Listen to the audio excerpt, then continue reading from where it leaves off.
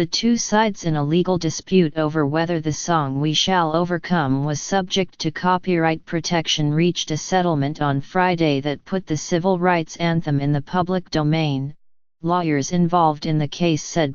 Two plaintiffs, the makers of a documentary on the song's history and producers of the 2013 film Lee Daniels The Butler, who wanted to use part of the song in the movie, challenged its copyright protection in federal court. The documentarians had been denied permission and the movie makers were asked to pay as much as $100,000 to use it in several critical scenes, according to the law firm representing the plaintiffs. In September, a federal judge partly rejected the copyright claim, saying the song's adaptation from an older work including changing will to shall was not original enough to qualify for protection. That decision, by Judge Denise L. Cote of United States District Court in Manhattan, focused on the first verse, which has the lyrics "We shall overcome / we shall overcome someday" and "Oh deep in my heart I do believe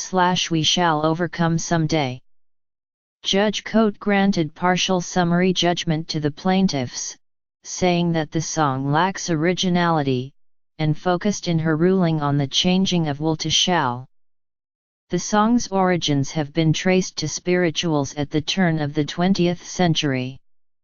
In 1960 and 1963, the publisher Ludlow Music registered copyrights for it, saying that the song's authors including Pete Seeger had made changes to earlier versions of it. The plaintiffs sought to have the copyright for the entire song declared invalid, with the case set for trial next month. The litigation, which began in 2016, had become expensive and Ludlow spent far more on the case than it had earned on the song in recent years.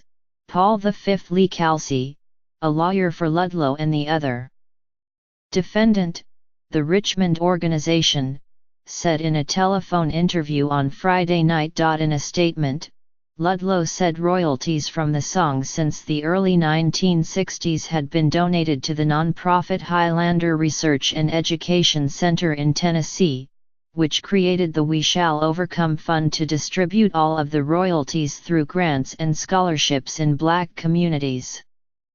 It was not immediately clear how much money the fund had distributed without the same scope of copyright protection. Highlanders' grants and scholarships will be deeply affected in the future, the statement said. Ludlow also said uses of the song had in the past been carefully vetted but warned that its words and melody could now be used by advertising agencies and others in any manner they wish, including inaccurate historical uses, commercials, parodies, spoofs, and jokes, and even for political purposes by those who oppose civil rights for all Americans. The settlement was an enormously important achievement because others can now use the song without paying for it or seeking permission, a lawyer for the plaintiffs, Mark C. Rifkin, said in a telephone interview on Friday night. "We're really thrilled to be part of an effort to give this song back to the public where it belongs," he said. The case is the latest one to cancel the copyright of a time-honored song that many people may well assume was available for anyone to sing. A judge invalidated the copyright on Happy Birthday to You in 2015.